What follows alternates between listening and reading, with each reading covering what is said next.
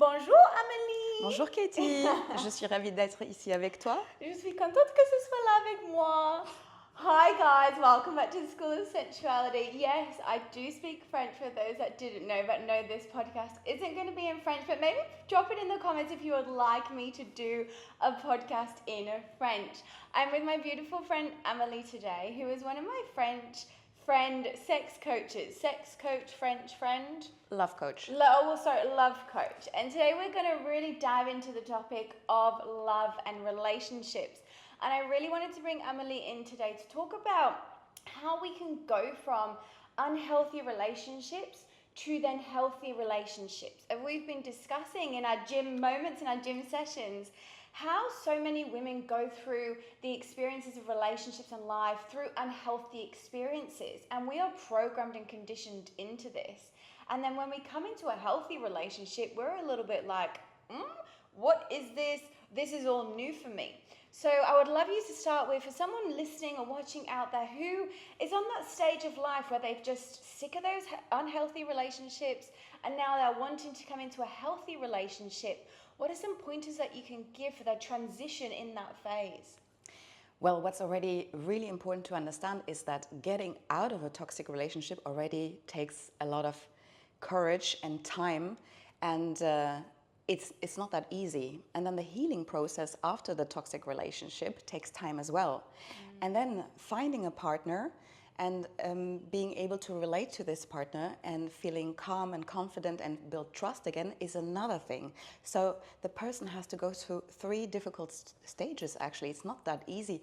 It's not about just getting out of a relationship and grieving and then healing and getting into a new one, because there are a lot of difficult things that you have to go through before your nervous system feels calm and good again and feel love. Because toxic relationships and healthy relationships, the main difference is that in a toxic one, your driver is fear. Okay. And in a healthy relationship, the driver is love. Yes. So a lot of times people mix that up and they think they're attached to somebody, but really if they listen to their body, they're triggered by fear, by chaos. I can so relate to that because, and I really like how you said that, it's not just about going from one relationship to the other, because since I've come out of my relationship, it's been over 16 months yet, and I've obviously gone through that transitional phase, that healing phase, and now coming into that healthy relationship phase. But back then, and I've got no shame to hide that, but I was in a very chaotic lifestyle and a relationship, and my body was used to chaos. And as I've evolved and moved on and been living in a jungle in so much serenity and calmness, I've allowed my body to regulate my nervous system in a space of calmness. But not everyone has the time and the space to go and spend 12 months healing in a jungle in Thailand. So I would love, what could you suggest for those that are, in that transitional phase from one to the other, that are, living their everyday life, they are going to work, they are picking up the kids, they are, supporting everyone around them. How can they support themselves during that process? But that's a very essential point. You have to make time for yourself to be able to process everything that happened and calm down your nervous system. Because if you would not take that time, if you don't take time to heal and be with yourself, and even go maybe to therapy to be able to talk about the events, then it might just stay, and along the way in the new relationship, it might come out again because it hasn't been processed, it hasn't been dealt with. So it's essential that you take time with yourself on your own, and that you give yourself a lot of silence. These are two things that a lot of people, and in our society, we don't really give ourselves that time and space to put it in the agenda and say, this is going to be my me time, my quality me time. And that doesn't necessarily involve Netflix or something like this. It's more something that will soothe the body, like, for example, going for a walk in nature, or meditating, or maybe finding a new activity to do. But it has to be something with yourself, and ideally in silence, because that's when the brain and the body processes and gives it space and gives it time to heal. And I think like the majority of listeners are like, what do I want to sit in silence for? Like, I don't want to be by myself. I've just come out of a relationship. I need my friends. I need everyone around me. The majority of listeners are actually thinking or feeling that right now. So what could you suggest to them that is going to support them on the why this is actually going to really help them? It's absolutely normal to also be surrounded and be with friends but the thing is, again, what is the driver? Is it fear of being by yourself, being alone, or is it love for yourself to make sure you get what you need so that you feel calm and stable again with yourself, and not trying to find it outside of yourself, because that would create a dependency.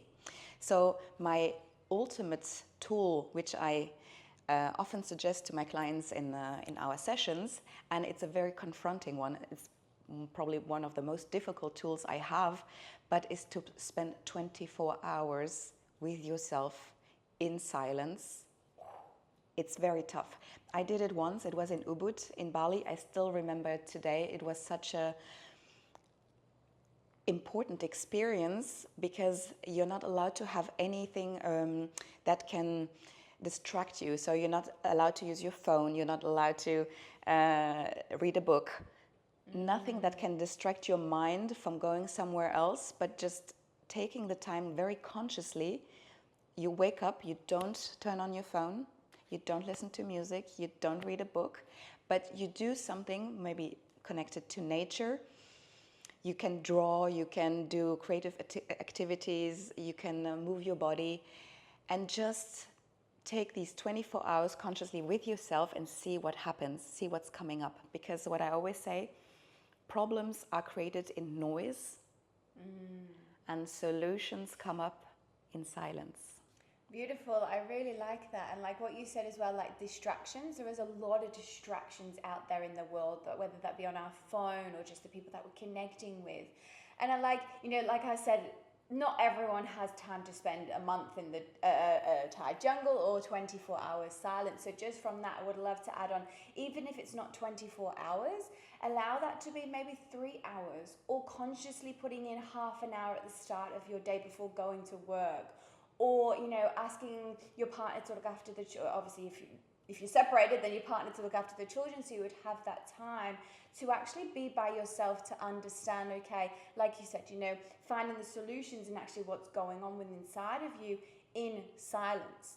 And then let's say, we're giving ourselves that silence, and we're kind of noticing that, okay, look, this relationship has been very unhealthy, it's been very fiery, it's been very chaotic, there has been drama from the moment it started. How then can we kind of prepare ourselves to go into like what potentially a new relationship in the healthy way can be? And I'll speak from my own experience, having had such a chaotic relationship previously, which was also a lot of fun, don't get me wrong, but coming to a new relationship, I can say this, my body feels so much more calmer, and like anyone that I engage with, I'm just like, if they bring a slight notion of drama into my life, that is just a red flag. And I'm like, I don't have time for this headache. Like, I've done this so much before. This is not what I want. And obviously that's my experience. But for some, they probably maybe keep on going throughout that. So what would you suggest to clients on that space? Well, if you are already not attracted to drama anymore, it means you have healed. Because what I often say is that people who go through toxic relationships or have been in contact with narcissists, they're attracted to drama, and I compare them to junkies, adrenaline junkies. Oh, wow. Okay, yeah. Because they're used to these triggers which give them a high and makes them very alive. And they feel, and even though it might be chaotic, it still feels something. Like before, maybe the dopamine hit. Exactly. Before, the life was maybe normal, casual, and now suddenly there are these sparks and intense moments of adrenaline coming through the body. But adrenaline is also stress, which means that these stress moments make them feel alive. They're becoming hypervigilant about everything because they're always looking out for the next something to explode or arrive. So people are the body is getting used to this high regularly. So when you come out of a toxic relationship and you don't have this hit, it's like detoxicating. It's like being on a detox. And we think it's boring. And it can feel boring because the body has been trained and the mind has been programmed, and suddenly it's completely different.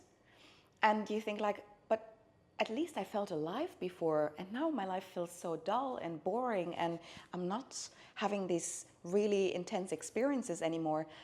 But the thing is, intense experiences can be high highs, but also low lows. And that is what creates the toxic relationship as well. And then coming back to a nervous system which is calm can feel boring at times. Yeah, and I think it's like how I like to describe it. It's kind of like a pendulum swing, you know, like we can go all the way up here to have all the highs and the dopamine hit and the fun and the chaos. And then when we swing to the other side, it's polar opposite. It's just like, well, this isn't fun anymore. This isn't boring.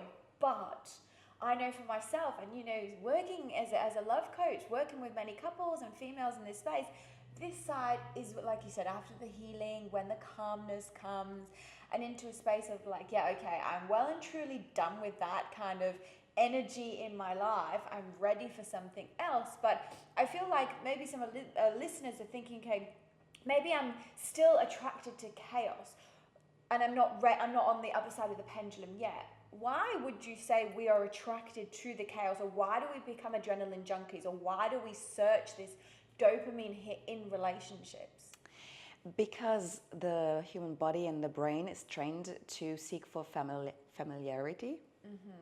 So we're attracted to everything that seems familiar, even though it might not be good for us. So this judgment is out of the equation. It just means, does it seem familiar? Have I seen it before? Have I lived a relationship like this before? It can also be previously, for example, in the family or in a different relationship. So everything that seems familiar for us is something we're looking for. So when toxicity becomes the new normal, when that is familiar, that's our comfort zone. And it's funny that we call it comfort zone because oftentimes comfort zones are very uncomfortable. And what is outside of the comfort zone is something new, the unknown, which is calmness. Yeah. And so we're not looking for it because it doesn't feel familiar. And when we are in a relationship or with a person that is calm and secure, we don't recognize the pattern. So we're like, no, something must be off.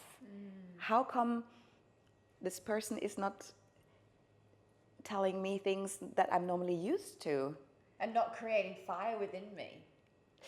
Yes, but fire can be both directions. So it can be fire up, but it can also be somebody who's using, for example, verbal violence, which can also trigger this toxicity. And when somebody is not respecting us, and we're used to that seems familiar. And if we don't have that, suddenly we think like, what's wrong? The person, me, the relationship? So a lot of doubts come up because familiarity is basically routine, something that is in our environment, and that's why it takes time to build a new routine and getting used to the new normal, which is calmness and secure relationships. Yeah, and I can honestly so relate. And for those who maybe don't know my story, I'm just going to share that a little bit within there.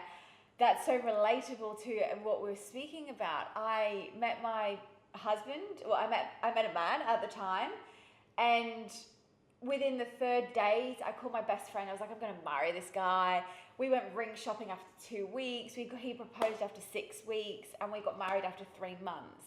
And you can just, and don't get me wrong, it was one of the most beautifulest fairy tale, magical, expansive moments of my life. But now I look back and I'm like, whoa, that the adrenaline, the dopamine, the chaos, the fun, the fire. I was obviously at that time, that was what was in my body, and that's what's kind of what I was, I won't say used to, because it was the first time kind of like anything like this had really happened.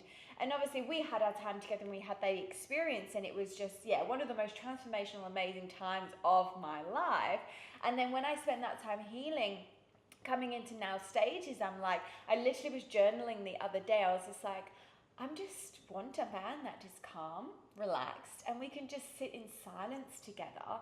And it doesn't need to be like the fire or the high fire and the wildness every time, because my body is just like so calm and relaxed. But it took me a while, it took me time to get here. This has obviously been a journey. And like you said, what the things we come out, we have the transition, then we have the healing phase, and then we come into that other phase and relate it back around how you coming into the self-love. Exactly why I created the School of Sensuality for women and girls, to really, really give themselves time, might not always be 24 hours, but give themselves time to reconnect with our bodies, to come into a space of like, yeah, I am so distracted by everything that's going on out there in life.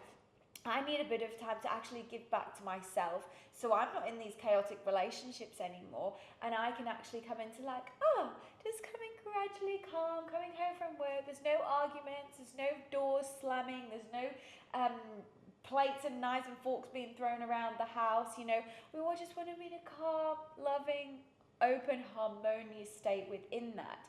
And I'd love for you to expand on, when we do come into this calm, loving, harmonious state, how that also kind of affects the brain and the body into these new ways of being. Well, what I often experience, and I did experience it myself as well, when you are in one extreme of a relationship, you also probably develop a sort of dependency with your partner when it's a toxic relationship, because there's attachment. So you need your partner. And getting out of it oftentimes means that you're spending more time with yourself, healing, and you become also very used to that feeling, and then you don't want any drama, but you also maybe don't want anybody around you anymore, because you fear that there might be triggers. So you can go from one extreme, being dependent, to the other extreme, being independent. Very true. And then cherishing these moments, and then people you will meet will be in competition with your own inner peace. So you will always judge, is that person worth putting at risk my inner peace and the way I'm feeling now about myself? Or is this person going to enhance my life and come on a journey with me, and we will both be healed people coming together and building something beautiful and new? But that's a new condition. It means that this person is not going to bring drama into the relationship, that we're both healed, we're both having the driver of love and building something together and growing together. But that's, for a lot of people, new to understand that love is basically, or relationships, healthy relationships, is two people who are healed and a full entity coming together, building a new entity, but that will grow together with common projects, being able to communicate, having shared values. Healthy communication, healthy boundaries. And do you know what? Literally when you said inner peace, then that turns me on so much, because it was maybe about 5 or 6 years ago, I was like so frantic and I didn't have inner peace. And I was very aware of it. And so I went on my own journey before I got into the coaching space, before I do what I do now, it's just literally me, part of my enjoyment of life. I went on my journey to find inner peace. And obviously I went through the most chaotic stage of my life that really is like, okay, Katie, you want inner peace? Well, you're going to experience what inner peace isn't, so I can know and then come back around to the other side, and now I have it. Bathing it daily, having this inner peace and the relationship with myself and the calmness that I do. But the thing, I actually find it funny, and I'm actually laughing to myself now. It's like, because back then I didn't have a fucking clue about this, I had absolutely no idea. And so I'm very aware there's maybe listeners or watchers out there being like, Katie, what do you want about inner peace? Like, I love the chaos, I love the drama, and this might serve you at this moment in time, and you might be actually happy with it. But then if you're not, asking yourself, do you go to sleep calm at night? Are you waking up in the morning in a calm, relaxed state, or are you rushed, or are you stressed? this is generally not a result of inner peace, and is this actually serving you in life? Or is it kind of taking you onto that toll? And baby, it's a reason why you're watching this podcast and listening to this podcast, because you're ready to heal and you're ready to move on and change from that. And we've used the word heal quite a lot. And just for some, listeners, maybe they're in a phase of, just on that transitional phase and don't really know what healing is or what healing involves. Can you expand a little bit on that and how you help your clients heal from one extreme to the other? Mm-hmm. Most people who come to see me, they will use the word, I feel empty inside. And this emptiness, which is a feeling, even when they're surrounded with people, sometimes they feel lonely and empty. And that's the first sign that something is off. And most people, that's when people seek for help and ask and go into therapy or come and see me. So to understand where is this feeling of emptiness and loneliness coming from and what to do about it. That's for me the healing journey. Because inner peace is a big word, which, if you haven't experienced it yourself, for example, you don't know exactly what it entails. But this feeling of emptiness, I think a lot of people can relate to. Definitely. What that means and when it started, for example. So what is really important to understand is that emptiness, inner emptiness, comes from the fact that you're not aligned with yourself and with your life, which means that the person you are inside, meaning what you think and what you feel, is not the same person as you present to the outside world. So what you say and what you do. Because then you're creating two personas, you inside and you outside. And the further these two personas are away from each other, the further the gap is between the inner self and the person you project and present to somebody else, because maybe you put on a mask, or you think you need to please people, or maybe you need to say yes, or people like you in a certain way, and if you are not behaving like this, you will not receive the love and the validation from the exterior. So you've built maybe a way of being which is not aligned with who you really are inside, meaning what you really think and what you really feel, but you don't allow yourself to express that or be like this because you fear maybe the reaction from somebody else. So this is called disalignment. And when you are not aligned and you are somebody else, then you're not listening to yourself, and which means that your inner child, for instance, or the version you were when you were younger, is not being listened to. And so you disregard your inner voice and you give more importance to the outside world, to all the other people, which means that you have been letting yourself down and not listen to yourself for such a long time that the feeling inside of you is just creating an emptiness and a void, and you don't know how to fill it. So how do you fill it? You fill it with exterior things, for example, love and attention and validation from the exterior. But this is based on fear again. So the healing journey starts with acknowledging that there is something inside of you that doesn't feel right. Maybe it's emptiness, maybe it's a different feeling.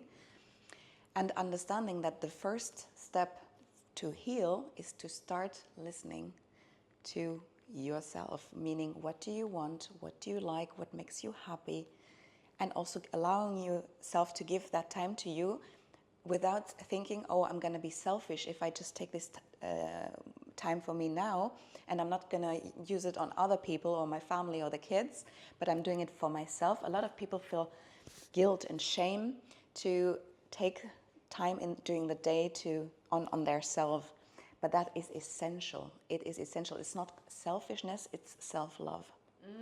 Beautiful, I love that. I just want to voice then, like if I was to close down my eyes, your voice was so soothing, and the way that you were explaining it, I literally felt like I was listening to Abraham Hicks, just in the way that you were speaking. I was like, this is just so beautiful.